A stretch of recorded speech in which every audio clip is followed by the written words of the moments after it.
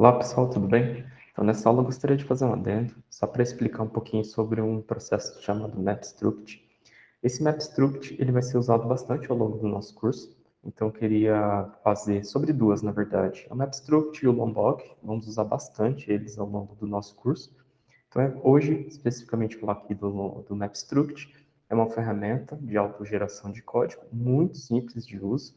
E se você deseja não ficar fazendo mais get, set de um objeto para outro, quando a gente fazer uma cópia, né, Struct tem muita facilidade em a gente trabalhar com ele. Então, bora lá para a gente ver como que ele funciona. Como que ele funciona? Começando com uma apresentaçãozinha nossa aqui. O MapStruct nada mais é do que uma ferramenta que faz geração de código, né? Então, ele gera códigos para a gente marca o nosso código com anotações e em tempo de compilação ele regera esses códigos para a gente. E basicamente, o que é o principal intuito do MapStruct? Ele fazer cópia para a gente de um objeto para outro. Então, a gente tem um objeto aqui de entrada, por exemplo, da nossa API e o nosso objeto de domínio, né? Um contexto que a gente vai usar bastante. Em vez da gente fazer um set, get de um objeto para outro, a gente pode só instruir o MapStruct de quais atributos que ele faz essa cópia para a gente. Então, ele faz isso automático, é muito prático, tá? Não precisamos mais fazer aquele famoso get set lá de um monte de atributo. Ele é bem prático e muito simples de usar, tá? É facinho. Basicamente, a gente faz só uma configuração de dependência do MapStruct, coloca uma instruçãozinha, como ele gera a partir de compilação, então a gente só coloca algumas instruções no nosso POM XML, ou se estiver usando o Gradle ali, no build Gradle, as informações de compilação dele, para em tempo de compilação do projeto ele gerar essas classes para a gente, mas é muito fácil, está tudo muito bem documentado, e depois começar a fazer o uso. Quanto às dependências, basicamente a gente coloca, isso aqui é só no meio, só umas variáveis que a gente pode colocar ou não, o que de fato é essa dependência que a gente pode colocar, e colocar só qual é a versão que a gente quer, a gente pode olhar qual que é a versão mais recente de uso, e a instrução do build aqui que a gente precisa estar colocando também, que ele vai utilizar durante o build do projeto para estar fazendo essa atualização. Então aqui, voltando um pouquinho no nosso código, como que faria, eu já deixei configurado aqui essa versão 4.2 aqui do MapStruct, tá? Que é a versão final até o momento do curso aqui. Todas as informações de build, tá? Também, para ele são instruções. O Lombok também está aqui, porque o Lombok também faz autogeração de código. Então, no momento de compilação, ele gera para a gente algumas coisas. E como que é de fato o uso, né? Que é o mais importante. Então, vamos lá. Vou criar um pacotinho aqui novo, chamado MapStruct. Qualquer nome, tá? Isso aqui é só para a gente fazer a separação de uso. Vou criar uma classe chamada User Source, por exemplo, tá? Simulando que seja já a nossa construção ali das APIs de usuário. Vou colocar as anotações aqui do Lombok. A gente vai ter uma aulinha do Lombok também para explicar sobre todas essas anotações, tá?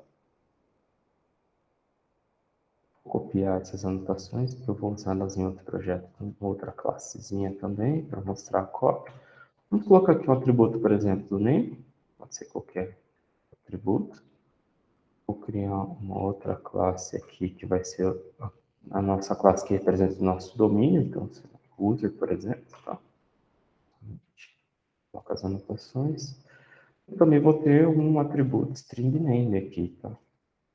Como que faríamos se estivéssemos recebendo na nossa API user resource e essa fosse a nossa classe que representa a nossa tabela, o nosso documento, dependendo do banco de dados que a gente estiver usando, e a gente quiser fazer essa cópia de um para o outro, no modelo tradicional, como que faríamos? Criaríamos um get de um e um set para dentro de outro atributo. E aqui onde que entra o MapStruct, que ele vem bem para ser bem prático para a gente. Como que a gente faz para fazer essa cópia?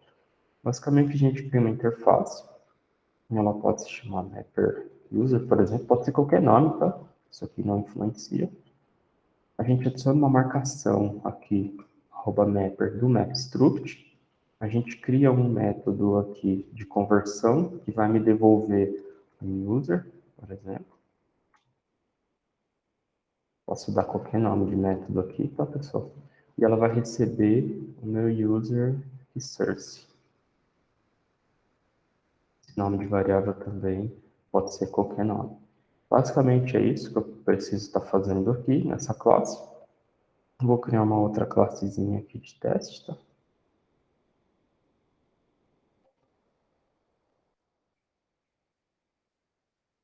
Um métodozinho name aqui, que é só projeção de unit, qualquer coisa do tipo aqui, só para a gente validar. Então, vou construir um resource, simulando que eu estivesse recebendo isso da nossa API. A gente fala logo mais sobre isso.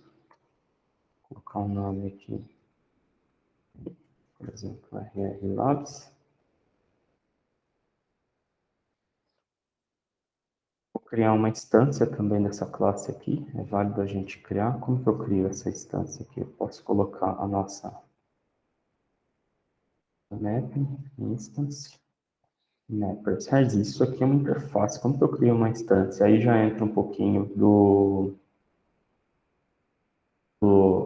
MapStruct para a gente, tá? Ele tem esse método getMappers aqui dessa classe Mappers, que ele vai autogerar uma implementação dessa classe, dessa interface para a gente, tá?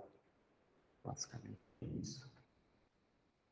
Dentro da nossa classe aqui de uso, a gente pode fazer a chamada desse método .parse, passando nosso rr_labs. Isso aqui vai devolver um objeto já convertido para o nosso usuário. Vamos fazer o print disso. A gente pode dar um nome de user aqui. A gente faz a execução. Vamos ver o resultado disso.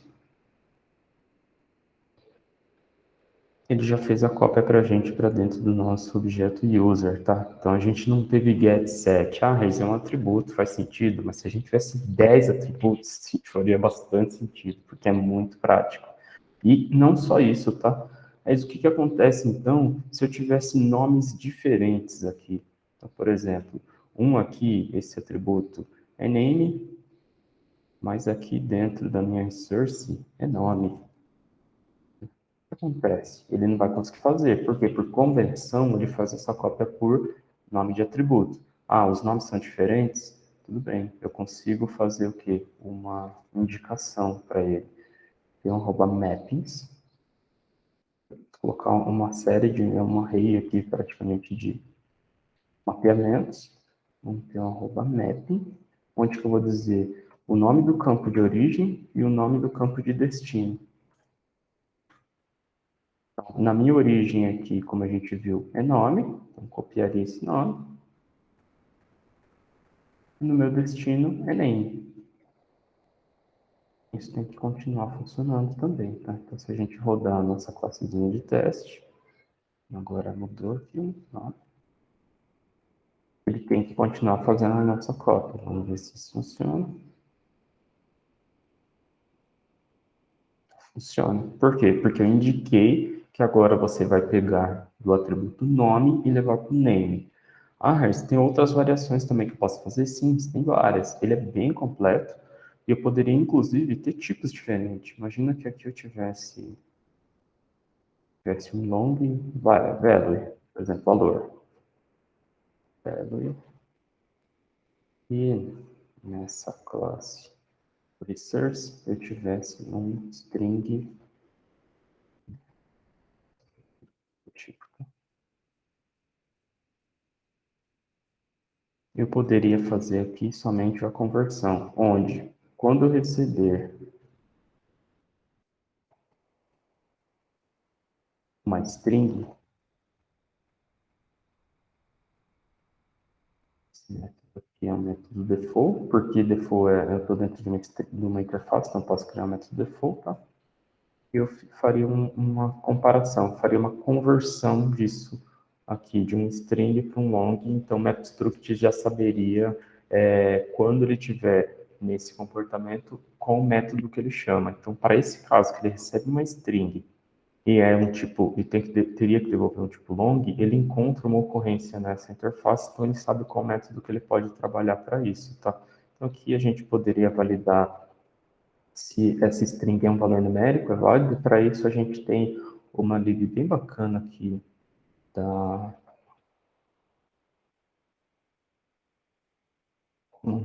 lang.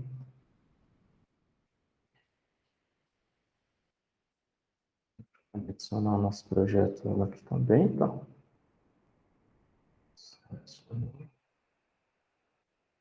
Alguns utilitários aqui, bem bacana. O vizinho dela aqui.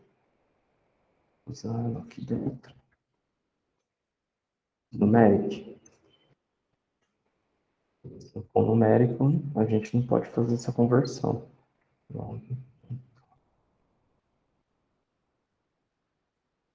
Josh, por exemplo, velho. Senão, temos nulo. Agora a gente pode voltar na nossa classe de teste, adicionar aqui, por exemplo, que seja 1010. Um teste para ver. Vai executar a nossa classe aqui, a gente vê que ele fez a cópia. E a gente recebe uma string e converte para um valor numérico. Harry, se eu colocar aqui um valor que não seja um numérico, o que deve acontecer? Bom, deve acontecer, segundo o nosso código, que esse valor é nulo. Ó, testamos aqui, veio nulo. E aqui tem a documentação. No nosso caso, a gente está usando a versão 4.2 final aqui. É bem completa essa documentação, explica sobre como configurar todas essas opções de variação, tem muito mais, tá? Você pode receber um tipo de lista e converter para um objeto simples, nomes diferentes, é bem completinho essa documentação aqui, tem bastante coisa, bem prático, uso bastante, por isso começar fazendo esse adendo também. Vou fazer mais um próximo também sobre Lombok, porque o Lombok também a gente já está usando bastante. É muito simples e prático, tá?